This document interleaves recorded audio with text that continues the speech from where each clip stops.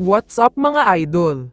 Chris Newsome pumirma na, maglalaro na sa Hinebra.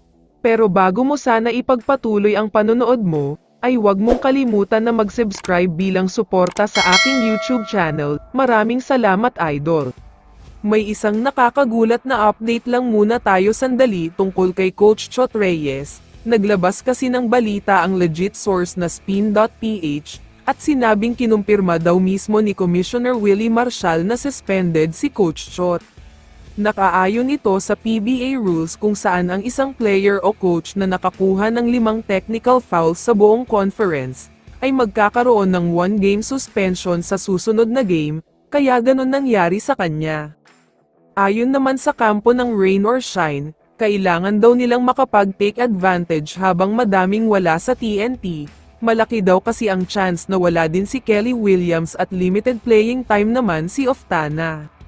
Samantala, lumipat na tayo ngayon sa kabilang balita, para sa kaalaman ng lahat ay maglalaban na mamayang 7:30 ng gabi ang Barangay Hinebra at San Miguel Beermen. Game 5 na nga ito ng serye nila. Basically ay naging best of 3 na lang ito, at kung sino ang makakakuha ng 2 panalo ay siya ang aabante. Pero hindi pa man natatapos ang laban ay may good news na agad na natanggap ang kampo ng Hinebra.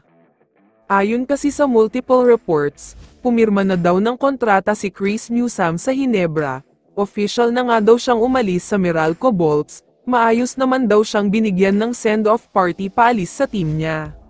Mukhang totoo nga talaga na sinunod niya ang puso niya, dahil alam naman nating lahat na dati pa lang ay gustong-gusto na niya maglaro sa Hinebra.